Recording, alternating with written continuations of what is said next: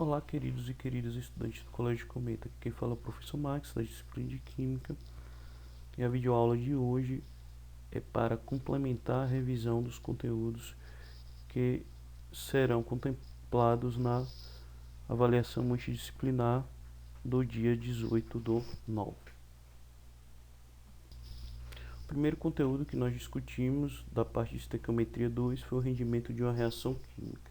E o que é o rendimento de uma reação química? É a relação que se estabelece entre a quantidade estimada de produto pela estequiometria e a quantidade real de produto obtida a partir da reação correspondente ao rendimento relativo de uma reação química. Para calcular o rendimento relativo, eu preciso saber o rendimento real, ou seja, a massa ou a quantidade de matéria que será produzida, e dividir pelo rendimento teórico, tá? Ou a massa ou a quantidade de matéria do que será produzido. Esse rendimento relativo ele pode também ter um valor em percentual, a conta é a mesma, só multiplicar no final por 100%.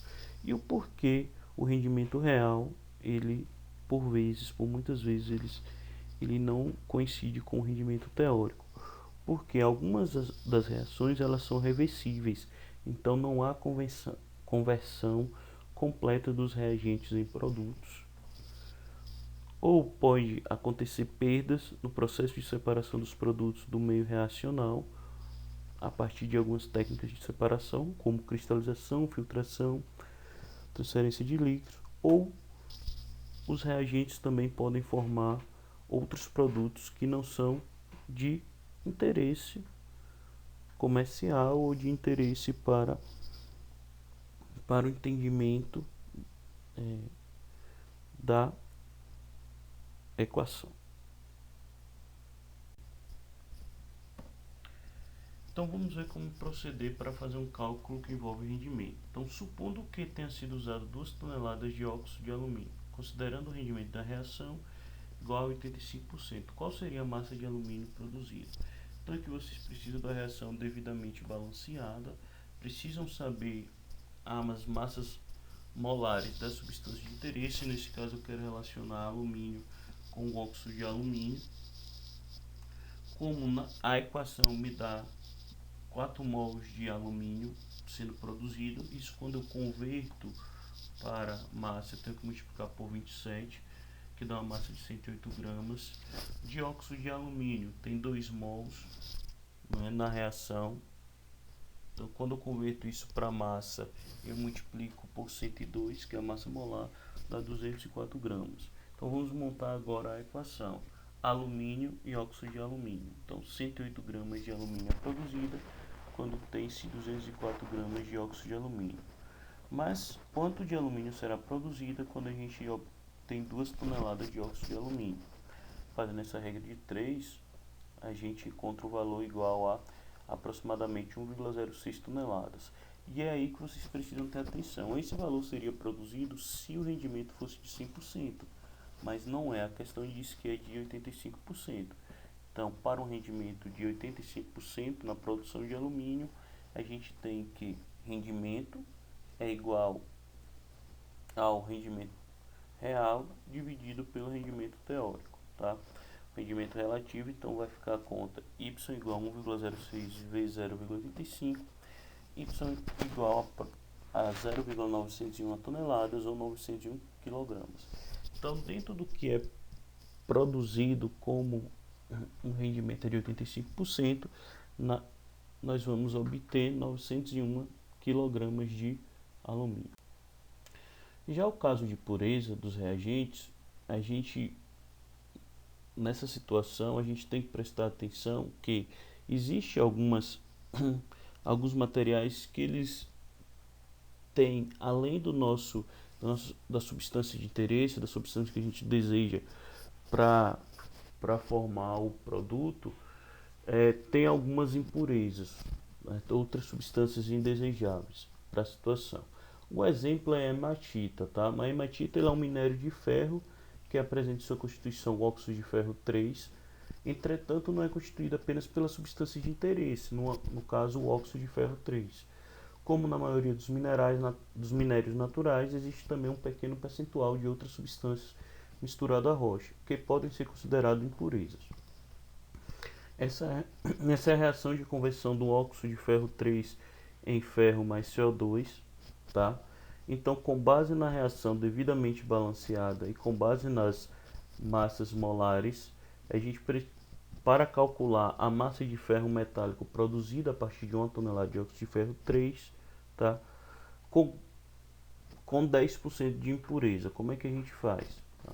Então, a primeira coisa é considerar que a pureza é de 90%. Então, dentro da massa disponível, que é 1 tonelada, eu multiplico pelo percentual de pureza ou por esse valor em decimal. Então, 1 tonelada vezes 0,9 é igual a 0,9 toneladas. Então, como a hematita tem impurezas, tá? O que vai ser de interesse para a produção do produto desejado vai ser 90% da hematita, que corresponde à quantidade de óxido de ferro presente, tá? Não podem esquecer isso para fazer os cálculos. Então, vou comparar o ferro, que na reação ele disse que é produzido 4 mol de ferro. Vou pegar a relação teórica, vezes a massa molar, que é 56, 4 mols vezes 56, convertendo isso em massa, 224 gramas. Do óxido de ferro 3, são 2 mols, vezes 160, igual a 320 gramas. Então, vamos montar a regra de 3, comparando ferro com óxido de ferro 3, 224 gramas de ferro é produzida quando tem-se 320 gramas de óxido de ferro. Quanto de ferro será produzido quando tem-se 1 tonelada? Não. Lembrando, a pureza é de 90%, então é 0,9 toneladas de óxido de ferro. X igual a 0,9 vezes 224, dividido por 320. X igual a 0,63 toneladas de ferro que é produzida a partir da hematita com 10% de impurezas, tá? Então aí nesse caso a gente tem que descontar a impureza do reagente no qual a gente está trabalhando, ok? Reagente limitante e reagente em excesso. O que é um reagente limitante? O reagente limitante é aquele reagente que vai limitar a produção de determinada substância, tá? Então é a partir do reagente limitante que a gente sabe quanto de fato o produto será produzido. E o reagente em excesso é aquele reagente que está presente na reação, entretanto a sua massa é maior do que deveria ser, seguindo as proporções estequiométricas. Então, o reagente limitante da reação é o reagente que determina a quantidade máxima de produto que pode ser formado. Estou pegando como exemplo a mesma reação utilizada no exemplo de pureza dos reagentes, tá? Então a informação agora é a seguinte: com base na estequiometria da reação e nas massas molares das substâncias, das massas molares de óxido de ferro 3, de carbono, de oxigênio, e de ferro e de CO2. Calcula-se a massa de ferro metálico produzido a partir de 1 tonelada de óxido de ferro 3, 0,23 toneladas de carvão, que aí é o carbono, tá? E 0,3 toneladas de gás oxigênio. Chama a atenção para vocês de que o óxido de ferro 3 ele tem 10% de impureza, nós já vimos no exemplo anterior. Então, para isso eu vou ter sempre que comparar os reagentes com um dos produtos para saber qual é o reagente que vai produzir, que vai limitar a quantidade de produto formado, tá? Então, lembrando que a pureza do óxido de ferro 3 é 90%, então em vez de ter uma massa de 1 tonelada, eu tenho uma massa de 0,9 toneladas de óxido de ferro 3. E aí, precisa montar as regras de 3 para identificar o reagente limitante para todos os reagentes presentes. Então eu tenho que fazer a regra de 3 para saber quanto, com base na massa de óxido de ferro 3 disponível, vai produzir, quanto com base na massa de carvão disponível vai ser produzido e quanto com base na massa de oxigênio disponível vai ser produzido. Então ferro, eu tenho uma massa de 224 gramas, peguei aqui o produto ferro para poder fazer essa comparação, fazer essa análise.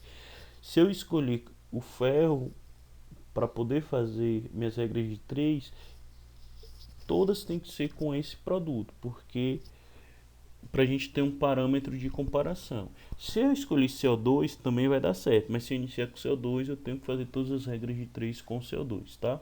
Então vou comparar o ferro. O primeiro reagente é o óxido de ferro 3, que a massa é 320 gramas. Isso a gente já fez no exemplo anterior, mas eu vou repetir aqui para vocês. Ferro e óxido de ferro, 224 é produzido quando se tem 320 gramas de óxido de ferro 3. X será produzido quando se tem 0,9 toneladas de óxido de ferro 3, tá? Então X, a gente já fez esse cálculo anteriormente, dá 0,63 toneladas. Vamos ver para os demais. Agora, comparando o ferro, que a massa é 224 gramas, tá? Com o carbono, que são 6 mols de carbono que tem no reagente, isso convertendo em massa dá 72 gramas. Montar a regra de 3 para saber quanto é que vai ser produzido de ferro a partir da massa de carbono disponível. 224 gramas é produzido quando tem-se 72 gramas de carbono. X será produzido quando tem-se 0,23 toneladas de carbono. X vai ser igual a 0,23 vezes 224 dividido por 72. Então, X igual a 0,7 toneladas. Então, perceba que com a massa de carbono disponível já se produz mais ferro do que com a massa de óxido de ferro 3 disponível. Então, por enquanto, o óxido de ferro 3, como é o que está limitando a produção do ferro, está sendo o agente limitante. Só que ainda faltou outro reagente para a gente avaliar, que é o oxigênio. Então vamos comparar o ferro, que a massa é 224, o oxigênio, que a massa é correspondente a 3 mols, equivalente a 96 gramas. Tá? Esse é o primeiro dado de toda a regra de 3 que a gente está montando, que a gente tira essas informações da equação. Ferro e oxigênio, 224 gramas de ferro é produzido quando tem-se 96 gramas de oxigênio. X será produzido quando tem-se 0,3 toneladas de oxigênio. Desenvolvendo esse cálculo, vai ficar 0,3 vezes 224 dividido por 96, se X igual a 0,7 toneladas. O que é que a gente observou? Que o óxido de ferro 3 é o que permite a produção de menor quantidade de ferro. Então, é o óxido de ferro 3 que está sendo o agente limitante. O reagente limitante, tá? Depois de ter feito isso, a gente chegou à conclusão que o reagente limitante é o óxido de ferro 3. E agora a gente precisa, se a questão pedir, encontrar a quantidade dos reagentes em excesso que será consumida. Aqui nesse outro passo, como eu já sei a massa do reagente limitante que vai reagir totalmente, né? Ainda tem isso, o reagente limitante ele reage totalmente, o em excesso sobe. Então eu vou partir da massa do reagente limitante, agora que eu sei quem é, que é o óxido de ferro 3, e comparar com as massas dos outros reagentes que estão em excesso, mas para saber dentro dessa massa em excesso quanto vai ser consumido. Então, mesma equação, vou comparar a massa de óxido de ferro 3, que é 320 gramas, ela está para a massa reage com a massa de 72 gramas de carbono. Botando a regra de 3, 320 está para 72. Só que o óxido de ferro 3, como é o reagente limitante, vai ser consumido totalmente. Então, tem uma massa de 0,9 toneladas. Vai reagir com o valor Y de carbono. Y igual a 0,9 vezes 72 dividido por 320, Y igual a 0,20 toneladas. Então, dentro da massa de carbono disponível, o que vai reagir é 0,20 toneladas. O restante é o que não vai reagir, então está em excesso. Para o oxigênio, mesma comparação, 320 gramas de óxido de ferro 3, oxigênio 3 mols, que equivale em massa igual a 96 gramas. Óxido de ferro 3 é oxigênio, 320 está para 96, 0,9 toneladas, está para Z. Esse resultado vai dar 0,9 vezes 96 dividido por 320, Z igual a 0,27 toneladas. Então, dentro da quantidade de oxigênio disponível, o que vai ser consumido vai ser 0,27 toneladas.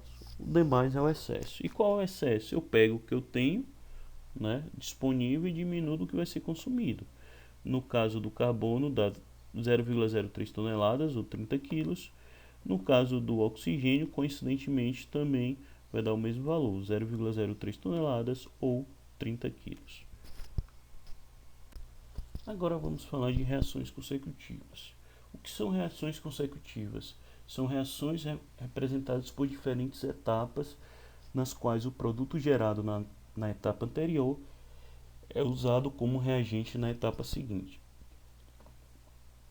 Esse tipo de reação, tá, ela acontece para a gente chegar ao produto final em mais de uma etapa.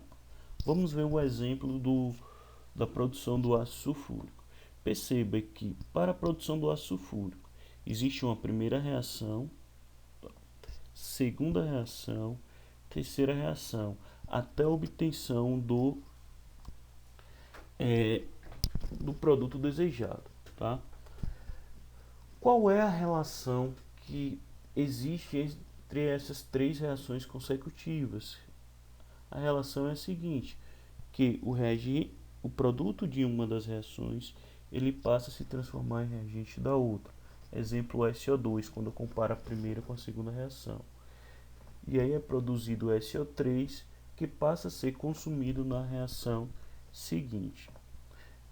Para só assim a gente chegar à obtenção do produto desejado, tá? E aí, em termos estequiométricos, como a gente vai fazer para relacionar essas três reações, tá? Então perceba que a gente tem o seguinte problema. Deseja-se determinar a massa de FS2. FS2 ele está presente na primeira reação, necessária para produzir 150 gramas de ácido sulfúrico, H2SO4. Quando aparecer uma situação dessa, vocês precisam, né, arrumar uma forma de unificar essas reações que estão sendo desenvolvidas em etapas, tá? Em uma única reação, que a gente conhece essa única reação como essa única equação, desculpe, como equação global. Eu preciso relacionar um reagente da primeira com o produto que está na terceira. Então vamos ver como desenvolver isso. Então, o questionamento é o seguinte: como podemos relacionar uma substância presente na primeira etapa do processo com a substância presente na última etapa? Então vou ter que voltar para cada etapa e analisar o seguinte, tá? Quais são as substâncias que estão em comum em todas as etapas? Na etapa 1 e etapa 2 observamos que tem o SO2 como produto em uma e reagente de outra. Ah, professor, mas eu também identifico o oxigênio. Tá, o oxigênio sim. Mas o oxigênio na etapa 1 e na etapa 2 ele tem a mesma função de reagente. Aqui a gente só vai analisar que é formado em uma reação e não, logo em seguinte ela é consumida, tá? E quando eu comparo a etapa 2 com a etapa 3, eu tenho o SO3, tá? É o produto da etapa 2 e é consumido na etapa 3. Então, para poder começar a tentar encontrar uma única reação em comum, o que a gente vai fazer? A gente precisa igualar os coeficientes estequiométricos das substâncias que aparecem em mais de uma etapa. Então, preciso igualar os 8 mols de SO2 com os 2 mols de SO2 que está sendo consumido na etapa 2. E preciso igualar a quantidade de SO3 da etapa 2 com a quantidade de SO3 da etapa 3. Como eu tenho SO2 presente na primeira equação, eu vou começar igualando o SO2 da etapa 1 com a etapa 2. E para isso, como é que eu faço? Eu multiplico a etapa 2 por 4. Tá? E aí eu vou ter, conservo a etapa 1. Ah, mas por que você multiplicou por 4? Para acontecer justamente isso, ó. Eu ter 8 mols da etapa 1 de SO2 e ter 8 mols de SO2 na etapa 2. Só que quando eu fiz isso, a quantidade de SO3 também aumentou. Antes eram 2 mols, passou a ter 8 mols, tá? E na etapa 3 eu só tenho 1 mol de SO3. Então o que é que eu vou ter que fazer aqui agora?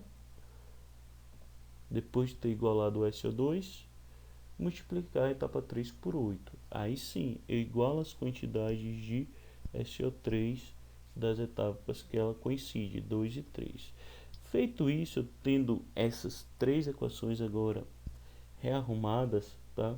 Eu vou somar as equações. Lembrando que o que está sendo consumido, produzido, está sendo consumido, então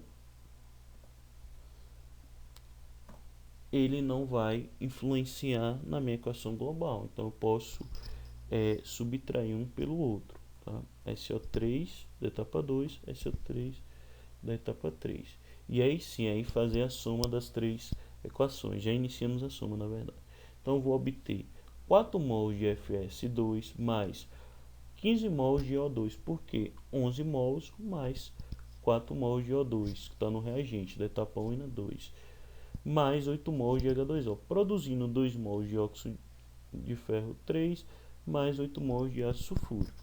Aí pronto, agora sim eu tenho como relacionar FS2 com ácido sulfúrico. Então a única equação que eu estou chamando aí de equação global.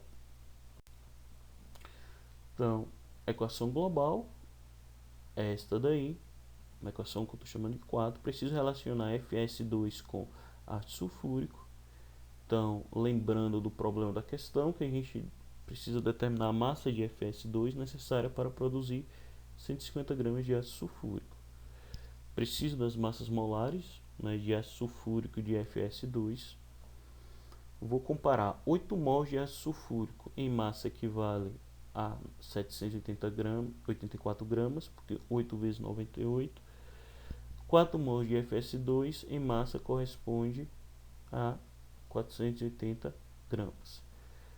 Fazendo agora a regra de 3, 784 gramas de ácido sulfúrico, ela é produzida quando tem-se 480 gramas de FS2.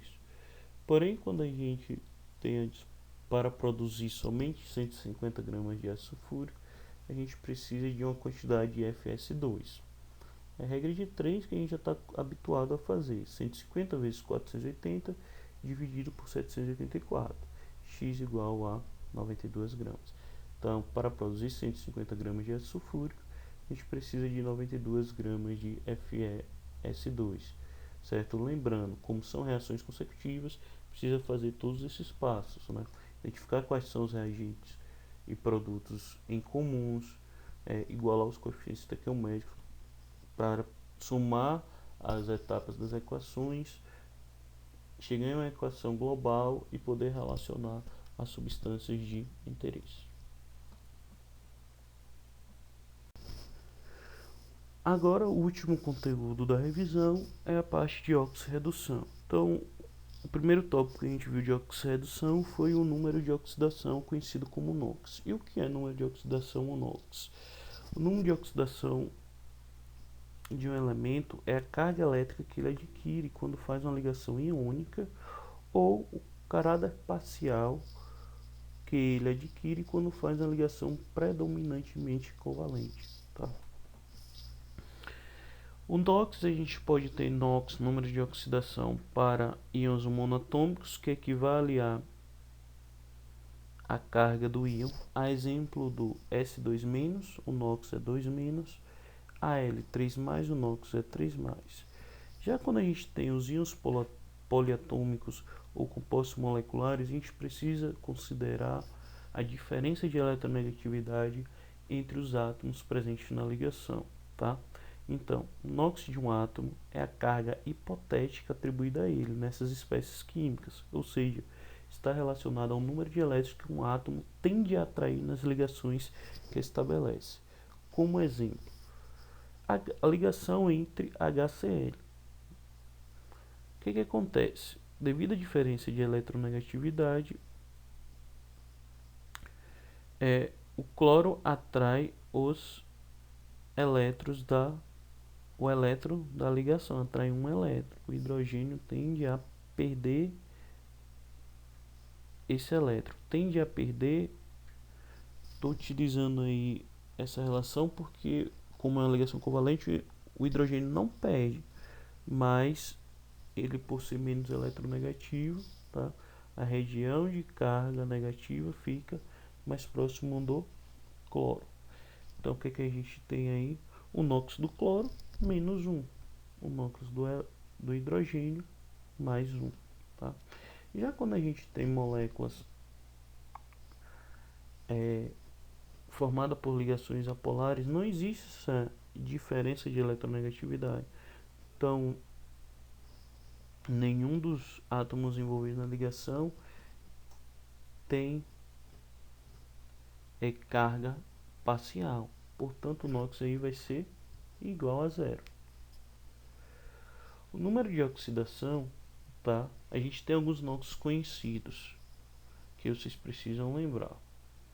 Então, quais são? Toda vez que a gente tiver substância simples, NOx vai ser igual a zero do elemento que corresponde à substância simples. Família 1A, NOx mais 1, os metais. Família 2A, os metais, NOx mais 2. Alumínio mais 3, oxigênio menos 2. Da família 5A, quando não tem oxigênio na composição, NOx menos 3. Família 6A, sem um oxigênio na composição, NOx menos 2. Família 7A, sem um oxigênio na composição, NOx menos 1. Então esta é uma das formas de determinar o NOx, né, a partir da tabelinha dos NOx conhecidos. Só que às vezes a gente vai precisar recorrer à soma dos NOx. Por quê? Porque a gente vai ter a situação de uma molécula, um íon poliatômico, tá? E aí o que a gente faz? Muito provavelmente pelo menos um dos componentes da estrutura da molécula do íon poliatômico é conhecido. Então vamos ver aqui no caso do CO2. O NOx do carbono eu não sei, X não está naquela minha tabelinha de NOx conhecido, só que do oxigênio está, menos 2. Tá? Nesse caso, por se tratar de uma molécula, a soma de todos os NOx atribuídos aos átomos deve ser igual a zero, até porque a gente não tem a representação de nenhuma carga aí. Então, neste caso, como nós temos dois oxigênios presentes na estrutura da molécula, eu vou ter que multiplicar o NOx de um oxigênio vezes 2, que dá menos 4. E aí vamos montar a equaçãozinha. X, que é correspondente ao NOx do carbono, mais menos 4 igual a zero. X igual a mais 4. Logo, o NOx do carbono é mais 4. Segundo exemplo, PO4 3 menos. Nesse caso, perceba que é um íon, possui carga, um íon poliatômico. Então, o NOx do fósforo nós não sabemos, é X. O NOx do oxigênio é menos 2. Nesse caso, eu tenho que igualar a soma de todos os NOx a menos 3, porque possui uma carga ali de 3 menos, o íon PO4. Tá? Então, prestar atenção que nós temos 4 oxigênios na composição. Logo, a quantidade total de NOx referente aos 4 oxigênios vai ser menos 2 vezes 4 igual a menos 8. E aí, a partir disso, a gente monta a equação. X, que é o NOx do fósforo, mais menos 8, que é o NOx correspondente aos oxigênios, igual a menos 3. X igual a mais 8 menos 3. X igual a mais 5. Logo, o NOx do fósforo igual a mais 5. Vamos continuar vendo exemplos para que envolva a soma dos NOx. FeO. O ferro eu não sei, X. O NOx do oxigênio é menos 2. Nesse caso, esse composto iônico, a soma de todos os NOx atribuídos aos átomos, deve ser igual a zero, porque não tem nenhuma carga representada. Só tem um oxigênio, aí ficou mais tranquilo, menos 2 vezes 1, então a carga NOx referente aos oxigênios é menos 2. Vai ficar X mais menos 2 igual a zero. X igual a mais 2, que é a carga do ferro. Já no Fe2O3, óxido de ferro 3, nós temos NOx do ferro não sabendo, NOx do oxigênio menos 2. Aqui provavelmente o valor do NOx do ferro vai ser diferente do exemplo anterior. Por quê? Porque a estrutura é diferente, tá? A composição é diferente. Temos 3 oxigênios, tá, na composição. Tem que sempre prestar atenção nisso. Como não tem carga, a soma de todos os NOx atribuídos aos átomos deve ser igual a zero. A soma dos NOx de todos os oxigênios vai ser menos 2 vezes 3 igual a menos 6. Montando a equação. NOx do ferro. X se tiver só um ferro na composição, mas tem 2 ferros. Então, 2x mais menos 6 igual a zero. 2x igual a 6 mais 6. X igual a mais 3. Logo, NOx do ferro igual a mais 3. SO4, 2 menos. NOx do enxofre não sei, apesar de ser da família 6A, mas tem oxigênio na composição. NOx do oxigênio menos 2. A soma de todos os NOx atribuídos aos átomos deve ser igual a menos 2. Tá? Então, nós temos que o NOx do oxigênio é menos 2 vezes 4, já que tem o total de NOx referente aos oxigênios, já que tem 4 oxigênios na composição, igual a menos 8. Vai ficar x mais menos 8 igual a menos 2. Tenho que igualar a menos 2, já que a carga do íon é 2 menos. X igual a mais 8 menos 2. X igual a mais 6. Logo, o NOx do enxofre será mais 6. E do NaNO3. Aqui nós temos um composto iônico, tá? Só que tem 3 elementos diferentes na composição. O que a gente vai fazer? Sódio é família 1A, então NOx conhecido, mais 1. Nitrogênio é da família 5A, mas tem oxigênio na composição, então a gente não pode atribuir NOx menos 3 para o nitrogênio aqui, temos que calcular. Oxigênio é menos 2. Como tem 3 oxigênios na composição, menos 2 vezes 3 igual a menos 6. Nesse caso, a soma de todos os NOx atribuídos aos átomos deve ser igual a zero. A gente vai montar a equação mais 1, que é o NOx do sódio, mais x, que é o NOx do nitrogênio, mais menos 6, que é a soma total dos NOx referente ao oxigênio, igual a zero. X igual a mais 5, logo o NOx do nitrogênio aqui é mais 5. Além do cálculo de NOx, o que vai aparecer para vocês é a análise das reações de oxirredução. E o que são reações de oxirredução? São reações que ocorrem com transferência de elétrons entre as espécies presentes na reação. Exemplo, Zn mais 2 mol de H+, formando Zn2+, mais H2. Tá? Então, vamos ver. Primeira coisa é encontrar o NOx de cada espécie, de cada elemento aí envolvido na equação, presente nessas diferentes espécies. O do zinco, por tratar de uma substância simples, o NOx é zero. Do H+, por tratar de um íon monoatômico, o NOx é igual ao valor da carga, mais 1. O do zinco, por se tratar de um íon monoatômico, o zinco 2+, então o NOx é igual à carga, mais 2. E o hidrogênio, por tratar de uma substância simples, então cada hidrogênio entre NOx igual a zero.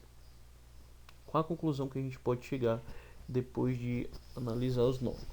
É que o NOx do zinco, do elemento zinco, variou. Ele tinha um valor quando era substância simples, quando se transformou em íon, saiu de 0 para mais 2. Do hidrogênio, do elemento hidrogênio, também variou, saiu de mais 1 para 0. Certo? Toda vez que uma espécie química tem seu NOx aumentado, ou seja, quando aumenta o valor do seu NOx, isso é consequência de que esse elemento perdeu elétrons, e aí a gente chama isso de oxidação. Então o elemento oxidou. Em qual das espécies ocorreu um aumento do NOx? O zinco, saiu de 0 para mais 2. Então foi o zinco que perdeu elétrons, então ele oxidou. Zinco saiu de Zn2+. E reduzir, diminuir o valor do NOx, que é consequência do ganho de elétron, e quem teve seu NOx reduzido foi o elemento hidrogênio. Quando na forma de H+, o NOx era +1, na forma de substância simples H2, o NOx é 0. Então aí o hidrogênio, um elemento hidrogênio, reduziu, tá? Fruto do ganho de elétron do H+ para se transformar em H2. Quando o NOx de uma espécie química aumenta na reação, disse que ela foi oxidada, ou que houve um processo de oxidação. Quando o NOx de um átomo ou um íon diminui durante uma reação química, disse que ele foi reduzido, ou que houve um processo de redução. Vamos analisar aqui essa outra equação. Aqui nós temos no reagente um composto iônico, tá? AgBr, metal, prata, não metal, Br, formando, dissociando e formando Ag mais Br2. Precisamos calcular o NOx de cada um. Então, o NOx do Br eu sei que é -1, porque é um elemento da família 7A e não tem oxigênio na composição, então posso dizer que é -1. Quando eu faço a soma dos NOx, descubro que o NOx da prata do Ag é +1. Ag no reagente, no produto, desculpe, substância simples, NOx 0, Br, substância simples, Br2, NOx 0. Vamos analisar quem oxidou e quem reduziu. Oxidou o Br, porque seu NOx aumentou, passou de -1 para 0. E o Ag, o NOx reduziu, passou de +1 para 0. Então Br- ganhou, perdeu elétrons, Ag+ ganhou elétrons, tá? Essa tabela mostra a facilidade de oxidação de alguns elementos. Perceba que a capacidade de oxidar ou de reduzir, ela é um comparativo das espécies. Por exemplo, se a gente pegar aqui o alumínio e comparar com o magnésio, a gente vai observar que o magnésio tem uma maior facilidade de oxidação do que o alumínio. Então, numa reação entre magnésio e alumínio, o magnésio perde elétron, o alumínio tende a ganhar. Já quando eu comparo alumínio e zinco, o alumínio tem a facilidade de oxidar maior do que zinco. Então, em uma reação que envolva alumínio e zinco, alumínio tende a perder elétrons, zinco tende a ganhar.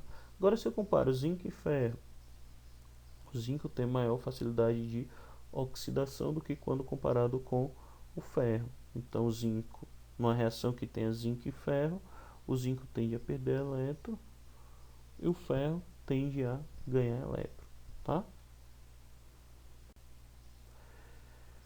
Outros exemplos de reação de oxirredução. Toda vez que pegar uma reação de oxidação, vocês precisam saber o NOx de cada espécie. Alumínio, substância simples 0. Cobre, 2+, íon monoatômico, NOx corresponde a carga, mais 2. Alumínio 3+, íon monoatômico, a carga corresponde ao NOx, 3+. Cobre, substância simples, NOx 0. Analisar quem reduziu e quem oxidou. Oxidou o alumínio, porque ele teve o seu NOx aumentado, fruto da perda de elétrons, tá? O cobre 2+, reduziu, porque o cobre ganhou elétrons, já que seu NOx saiu de +2 para 0. Tá? A partir disso, a gente precisa saber que quem oxida provoca a redução de outra espécie, e quem reduz provoca a oxidação da outra espécie. Tá? Só existe oxidação se houver simultaneamente redução. Em outras palavras, só existe perda de elétrons se existir espécie que vai ganhar esses elétrons. Quando ocorre uma oxidação, a gente diz que a espécie que oxida provoca a redução da outra espécie. Então, nesse caso, o alumínio que oxidou, né? E ele foi o agente redutor. Tá? O agente sempre é o reagente da reação, tá? Porque só existe a oxidação e a redução se a reação iniciar. Então, quem provoca o início da reação são os reagentes. Então, neste caso, o alumínio, como ocorreu a oxidação, perdeu elétron, ele provocou a redução da outra espécie, então ele é um agente redutor. Já o cobre 2+, provocou simultaneamente, então é uma relação mútua, né? O cobre provocou a oxidação da outra espécie, então o cobre 2+, ele é classificado como agente oxidante. Agente redutor é a espécie química que causa a redução de outra espécie. Agente oxidante é a espécie química que causa a oxidação de outra espécie. Vamos pegar mais um exemplo. Óxido de ferro 3 mais monóxido de carbono se transformando em ferro mais CO2. Então vamos analisar. O ferro, NOx, oxigênio. Vou começar pelo oxigênio porque é o NOx conhecido. -2. Quando eu faço soma dos NOx, a gente já viu em exemplos anteriores que o NOx do ferro para essa composição é mais 3. Se saber do carbono, mais 2, oxigênio, -2. Eu descobri o NOx do carbono aí porque, mais uma vez, também utilizando soma de NOx, tá? Então, o NOx do oxigênio, que eu conheço, e acabei descobrindo o NOx do carbono. O ferro, substância simples na composição, NOx 0. CO2, carbono mais 4, oxigênio -2. E aí tem mais de 2 elementos químicos sendo representados, então a gente precisa analisar caso a caso. Possa ser que tenha elemento químico que não vai nem reduzir nem oxidar, não vai acontecer variação do NOx. Se a gente observa para o oxigênio, oxigênio em todas as composições ele tem NOx -2. Então o que é que vai chamar a atenção para a gente? O ferro, que variou seu NOx de +3 para 0, e o carbono, que variou seu NOx de +2 para +4. Então quem oxidou? O carbono oxidou.